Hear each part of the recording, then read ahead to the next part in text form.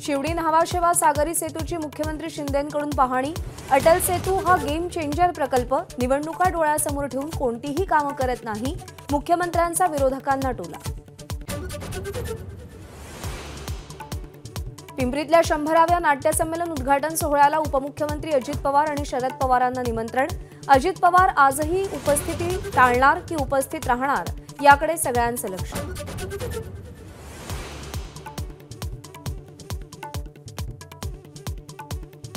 लोकसभा निवडणुकीमध्ये भाजपच्या 90 खासदारांचे तिकीट कापलं जाण्याची शक्यता।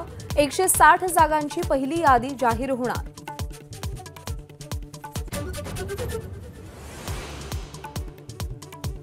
महायुतीच्या बैठकीमध्ये घटक पक्ष नाराज। सरकारमध्ये घटक पक्षांची कामं मार्गी लागत नसल्यानं नाराजी असल्याची चर्चा।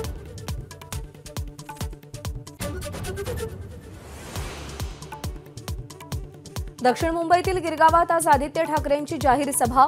दक्षिण मुंबईतून भाजपसमोर अरविंद सावंतांचं आव्हान जवळपास निश्चित।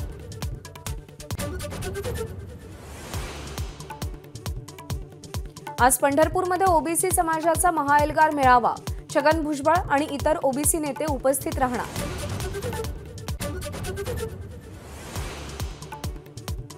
महाबळेश्वरमध्ये अनधिकृत बांधकामावर बुलडोझर। पहाटे 5 वाजल्यापासून 3 ठिकाणच्या अतिक्रमणांवर धडक कारवाई।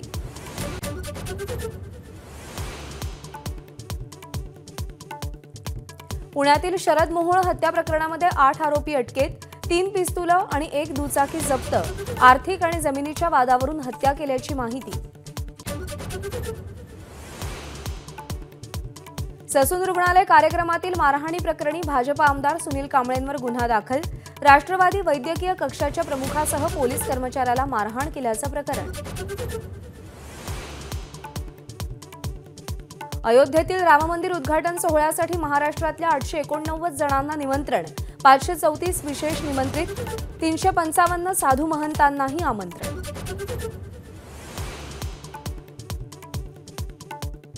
इस्रोच्या आदित्य L1 मोहिमेचा महत्त्वाचा टप्पा।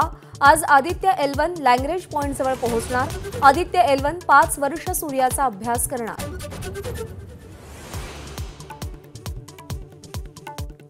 शेतकऱ्यांसाठी पुढचे 48 तास धोक्याचे। 48 तासात महाराष्ट्रासह अनेक राज्यात अवकाळी पावसाची शक्यता। भारतीय हवामान खात्यानं अंदाज वर्तवला।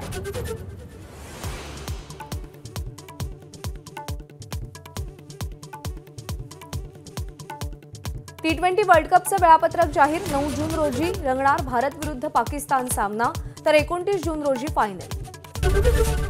एबीपी माझा, उघडा डोळे बघा नीट।